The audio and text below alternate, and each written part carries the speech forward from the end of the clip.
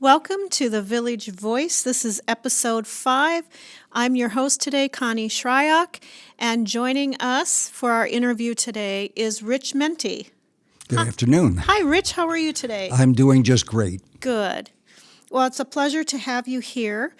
And for people who, I can't imagine anybody's unfamiliar with you, but for people who don't know much about you, go ahead and give us a little bit about your background. Okay, well, I grew up in New Jersey, in the New York City area. My mom and dad were both teachers. My mom, an elementary school teacher, who began studying music, and my dad was a phys ed teacher, who unfortunately died when he was 46 and I was 11 years old. Oh, wow.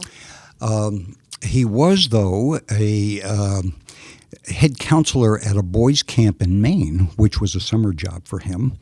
And my brother and I were able to spend many summers out of the heat of the city in beautiful Maine. Ooh, that sounds lovely. What were some of the activities you took part in? Well, most athletics. I played football. I wrestled a lot.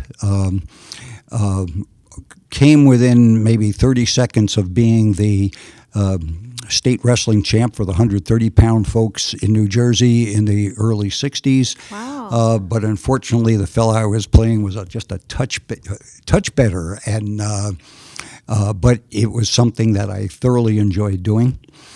I was in the orchestra where I learned how to play the bass fiddle when I was in 8th grade and played through middle school and also through high school. Oh, wow. You were very busy.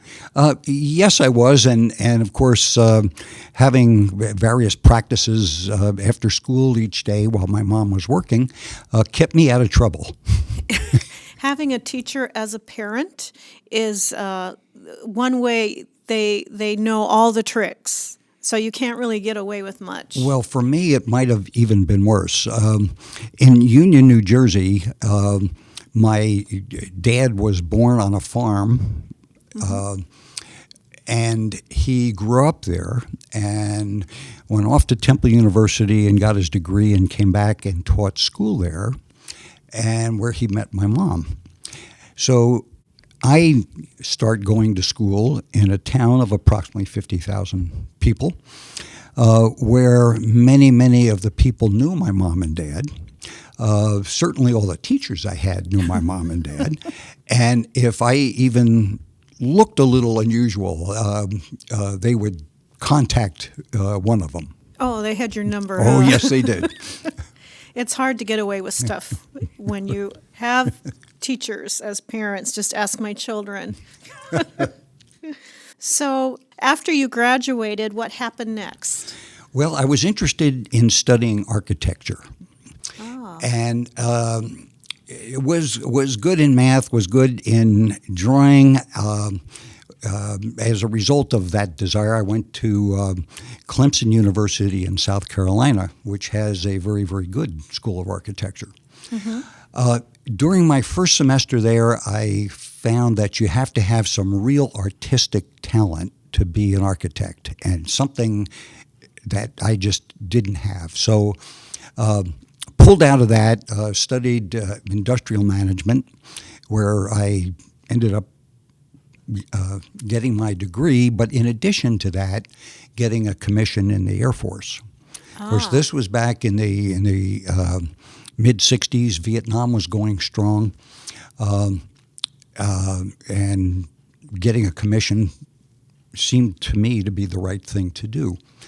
But before I went in the Air Force, I requested and was granted an educational delay to get my master's degree at Purdue University.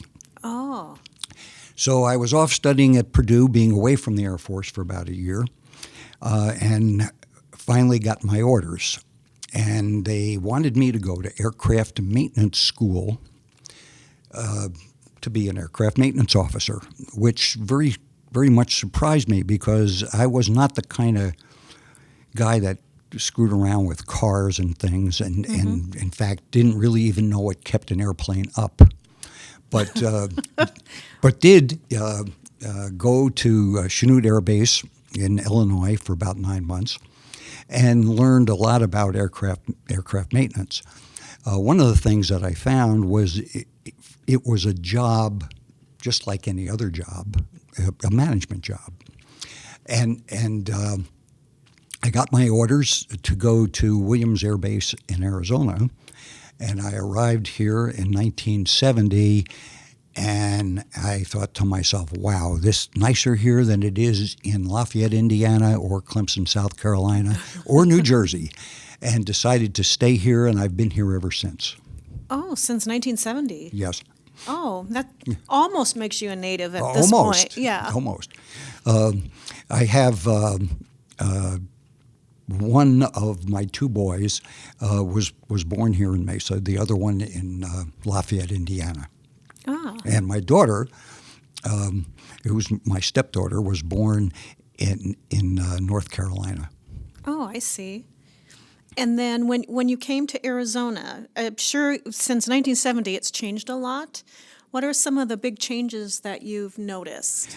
Well, Connie, I after being in the Air Force for 5 years in total, and never really planning on staying in the Air Force, I left and started working for the Caterpillar dealer, which is over at Country Club in the 60, and I started working there in late 1975. The thing about working there is I was able to go to places in Arizona that most folks don't get to go to. Oh, yeah? For example, up in St. John's, out in the middle of nowhere where contractors are working on a railroad spur. In the middle of the Morenci mine, in the back bowels of the Ajo mine. At the time, that was those properties were owned by Phelps Dodge, and back then in the 70s, there were numerous different copper companies. Where today there's pretty much only two left here: Freeport and Asarco. But places like Baghdad, Arizona, where people don't normally go unless they really want to go there. They really don't go. You don't go through Baghdad or Morenci. That's true. Yeah. So I have seen huge changes. When I first got here, I had to in 1970, in July 1970, had to go from Williams Air Base to Sky Harbor Airport. And I drove up Power Road and got on Baseline Road. Baseline Road was 2 lanes all the way from Power Road out in Mesa to 24th Street. There was one traffic light at Baseline and Country Club. There were numerous little old bars like the Lion Bragg, which happened to be at Southern and Country Club, the Baseline Bar at Baseline and Country Club, the Antler at Baseline and Kyrene, little bars that don't exist anymore, that were more agricultural. Neighborhood bars. Yes. Local. Yeah. But just having 2 lanes of traffic from Baseline on Baseline, and today in some places there's 6 and 8 lanes of traffic. Right. The population has grown significantly over the last 10 years. So I can imagine 1970. Oh yeah, Mesa was a little town. There was a great distance, not a great distance, but a reasonable distance between Mesa and Tempe. And I can remember driving up Power Road with behind a herd of sheep because in the winter they bring the sheep down to graze in this area, and Price Road going south out of Tempe and down Power Road were 2 areas where they walk their sheep down the street from one Wow. field to another. Wow, that's kind of cool. I would have liked to have seen that. Well, yeah, one time. It's worth seeing. One time, yeah. Not every day. So did you see Friendship Village getting built? I did. At the time, my wife and I lived over right near Roosevelt School, like a block away from Roosevelt School, Oh, just yeah. across the canal. Right. And we would walk in the morning and such. And I remember watching it being built. At the time, I really had no idea what it was all about. But I do remember that. And it was nothing. I don't really know what they were growing here at the time, but it was just an agricultural field. I think there were orange trees. I think this was an orange grove. Could have been. Does that Could have- sound could have. possibly right? It's possible, but I don't recall oranges here. I recall oranges a little bit to the east of here, more or less on the other side of the other side of the 101. Well, fortunately, one of our listeners will look it up and Right, yes. let us know. They'll correct the record. So let's skip ahead a little bit Sure. to the history of Friendship Village. One of the people that helped make the history of Friendship Village is someone very close to you, Matilda Mente. Yes. Let's talk about Matilda. Well, my brother and I both moved west, and Matilda stayed in New Jersey, and over the years she was very involved in her church and didn't want to leave. Her sisters, who she was very close with, lived in the Newark area, and I would visit all the time, and she would visit here, but she wanted to continue to live there. But in the late 80s, got to the point where she was beginning to slow down. So we began looking during her visits here to Arizona for a place for her to live here, because my brother and I were both here.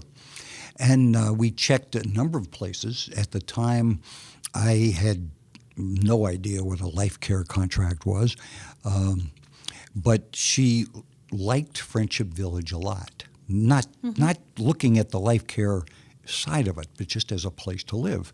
And we looked at numerous places. And finally, in October of 1990, she moved into Cottage 130, where she lived for 14 years prior to living about a year in Nunning Camp. 14 years plus a year at Plus Nunning a year, Camp. That's yes. a long time. Well, it was during that time I learned an awful lot about Friendship Village. As a finance manager at the Caterpillar dealer. My mom would send me the annual reports and things like that, and want me to buy village bonds. Like we just had another issue recently of village bonds. So I got to learn an awful lot about the place. She loved it here. She enjoyed the activities at Friendship Village so much so that here I am working a couple miles away, and I would get a free lunch period and call her up and say, "Mom, can you make it for lunch today?" And she would say, "Well, let me look." And at the time, of course, we didn't have computers that we were working with. So she'd look up her calendar and she says, "No, I've got a meeting with Bill Nicker and we have to talk about the harmonic hats. Maybe next week we can get together." So here I've got an 85-year-old mother, 90-year-old mother who I have to book a lunch meeting a week or two in advance just to see her. Right.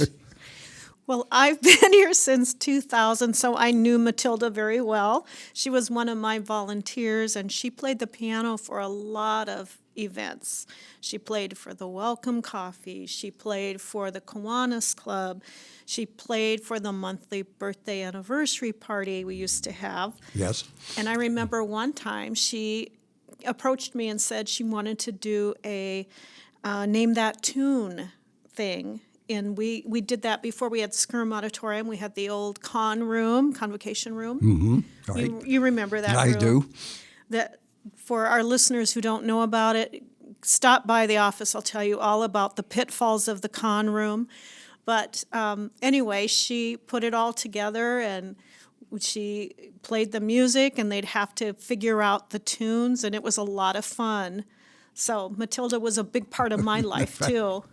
Well, I'm glad to hear that. Music for her was something that enriched her life so much I can't believe it. To the point where I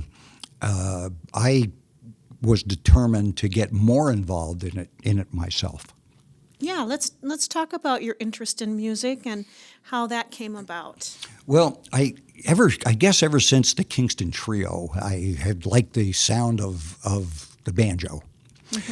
I was a piano student for about 2.5 years, but was more interested in sports than sitting there playing the piano, much to my mom's disappointment. But I did pick up playing the bass, which was really very a good experience. I played in a dance band in high school and such. But I had this interest in the banjo. I just liked the sound of it. And the banjo is kind of hard to play, kind of hard to figure out, yes. It's legendarily bad, difficult. Not bad, but difficult to play. Well, a roommate of mine from Kingsport, Tennessee, had a banjo. And every night about 10 o'clock, I'd be trying to study hard, of course, and he would take this banjo out from under his bed and start playing it, and he kind of got me interested in it further. After graduation and starting working and starting a family, it became just difficult to have the time to do it. But finally, in the late 70s, bought a fairly inexpensive banjo, took lessons with a fellow from Milano's at Milano's Music for maybe 4 or 5 months. It was not a good experience. I've taught banjo to a couple people, and a totally different approach than this particular fellow had. But still, over the years, your family and work got in the way, and every now and then I'd sit and watch a football game and pick on the banjo a little bit. But it really wasn't until I retired that I began playing it in earnest. And played it a lot, but still not enough to be even competent in it. My wife and I moved down to Sun Lakes from Tempe. We lived in Tempe for about 17 years. Moved down to Sun Lakes. For me, the motivation was to get involved in their softball leagues. And I played on a number of different softball teams, traveling teams that went to San Diego and Las Vegas and Albuquerque and Pine Top to various tournaments. And it was really enjoying things, and softball and the banjo are not real compatible because your hands get kind of beat up. Yeah. Playing softball. But in 2003, my retina began detaching, and they tried putting it back, and I went through about 5 surgeries. And wow, that's a lot of surgeries. It was. One time the macula came off with the retina being detached, and they were able to put it back, but my eyesight out of my right eye is very, very bad. It's very sensitive to light. But there was good news in all of that. It gave me a lot more time to play the banjo, and I really, really hit it hard and went to banjo camps in Boulder, Colorado, up in Massachusetts, up in Puget Sound in Washington, and just learned as much as I could about playing the banjo. One day, I was talking to my son, who lives in Chandler, and he said, "Dad, why don't you start playing the bass again?" And I said, they're really big and they're hard to carry around. He said, no, an electric bass, a bass guitar. And I thought, well, I'd go ahead and give that a try, because as much as I love playing the banjo, doing it 6 or 8 hours a day, it's kind of tiring and kind of boring, and would drive your spouse nuts when you do that. So I bought, over a period of a couple years, 7 different electric basses. Never did find one that I liked the sound of, like a good old-fashioned upright double bass. Mm-hmm. And finally went out on Craigslist and found a fellow in Gold Canyon that was wanting to sell one. So I drove out there and came home with a large stand-up bass. I play it as often as I can, play a lot of bluegrass on that. Mm-hmm. I play it in jams. I play it with the harmonicats, which is fun to do. Right. And it's very good practice for me to do. And the hardest part seems to be getting it in and out of my cottage. Yeah, not easy. It's not like a piccolo or something like that. No, not at all. So how did you and come to be with the Desert Ramblers? How did that come about? Well, a friend of mine, Steve Coppin, who is also a bass player, and he and I would meet at jams, in particular a jam over at the Shalimar Country Club not far from here. Oh, yeah. And his wife was an art student of a lady that lived here at Friendship Village. And he said, how about if we got together and started a band? Here, I understand they opened this new sports bar. So I thought, well, there's nights where there aren't football games going on or such. So I sent an email to Cole and said, would you be interested in a bluegrass band playing at Del Fuego? He thought that was a good thing to try.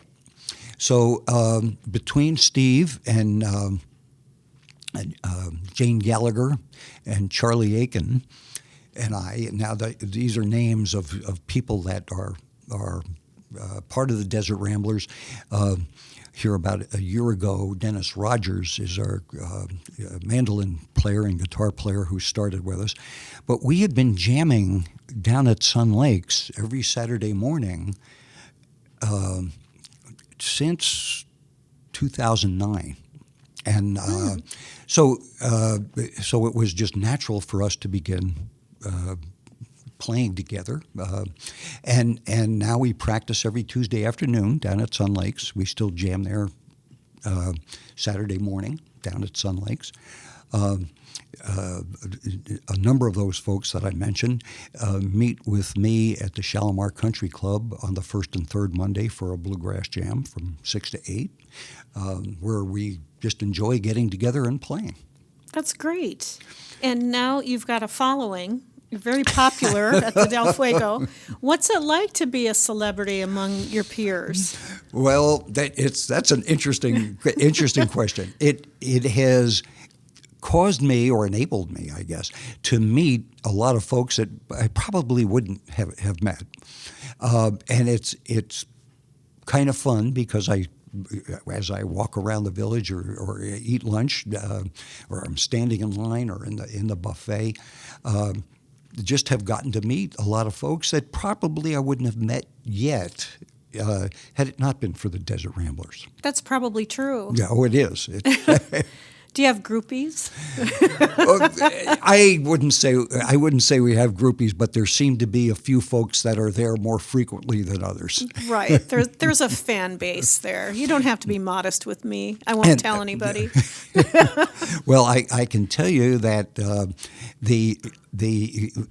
we are bluegrass musicians that just enjoy having fun. One of the things we're not very good at is sound systems, and Paul has helped us tremendously, and in fact makes us sound better when he's able to balance us as we're performing. Mm-hmm.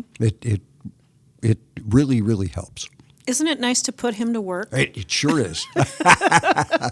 Well, of course, he was working tending bar at the time we started Right. up there. Well, aren't we lucky he's here too today? Yes. So do you play with other groups as well?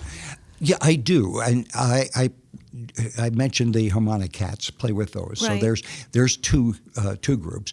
There's a group called Blues to Bluegrass, which is an interesting. It's more like a troupe than a band, and or a jam on wheels, and there's a nonprofit group called Jam Pack down in Chandler that teaches and tries to instill the appreciation for bluegrass music in younger people, high school kids, middle school kids. During the winter months, we will play at assisted living places all over the East Valley and raise money for Jam Pack because this organization, which is a nonprofit, but they need revenue to buy instruments, to buy music stands, to get bus service to a bluegrass festival in Wickenburg or Blythe or all around the state of Arizona. So that's a group I'm in. And for the last couple of years, I've been playing in the worship band at King of Glory Church, where mostly now I'm playing the bass. And that does take a little more time to practice the music. There's another group that I play with, who usually about once a quarter plays at the First United Methodist Church down in Gilbert. It's called Gospel Grass, and I will play either the bass or the banjo in that group, depending on how it goes. For that time, and we'll play good old time gospel music. And at one of their Sundays, we typically will play for three church services, and again, that's a lot of fun. I was in a country western band playing the bass, but it just got to be a little too much, so I stopped doing that. You have a lot of groups you're responsible for, or have a responsibility to. Yes. You've got to show up. You've got to show up, and you got to practice the stuff beforehand. That must be really freeing to be able to do music as your primary hobby and interest. That must be really fun. Well, it is, Connie, and it's something. Watching my mom, I can do for many, many, many years. Right. You mentioned her involvement. I can remember when she was at nunning camp on Sunday morning, 2 different churches would pick up this 94-year-old woman, take her to their church. She would play for a church service. She'd bring her back. Then an hour later, another group would pick her up and take her to play. So I saw where it can just add so much to one's life. Right. It adds a lot of value. That's so cool that she did that. Yeah, it really is. She did have a lot of tenacity. I'm sure she's passed that on to you. Well, I think so. What I was going to also ask you is, what kinds of music do you listen to? Hey, that's a good question. Thank you. I was just this afternoon setting a couple of the presets in my car to listen to some old-time oldies from the 50s and 60s, which I enjoy listening Like to. pop music from the 50s and 60s? Right. Certainly bluegrass music. Bluegrass music is different than a lot of music because you don't sit there and read music. You don't try to read, even though I can read music. Bluegrass music is something that you just feel inside and play, and you have to listen for it and listen to it and listen for the chord changes and listen to the melody. And you don't see bluegrass musicians sitting around with music stands in front of them. True. Other than when we get older, we need help remembering the words of the songs. And for me, frankly, that's one of the more difficult things to do, is to remember the words to, like, for example, in Del Fuego, we will typically play 28 songs. I do the harmony singing for most of them, and will lead typically 4 or 5 of them myself. So I've got to learn the choruses minimally, the choruses for 25, 30 different songs every month. Mm-hmm. And in addition to my own. So, but I really, really like bluegrass music. Not necessarily the kind that, or the high lonesome sound that we would hear Ralph Stanley or Bill Monroe sing. Mm-hmm. There are more contemporary bluegrass musicians that, like Alison Krauss, for example. Oh, she's really good. Oh, yeah. Yeah. And it to me, it just is just a wonderful sound. How exciting that you're able to do all that. So, Rich, besides your obvious interest in music, what other kinds of activities are you involved in here at the village? Well, Connie, the music involvement is largely outside of the village. But there's 2 things that I've gotten involved in that not only has enabled me to learn an awful lot about what's going on in the village, but keeps me here as opposed to doing something outside.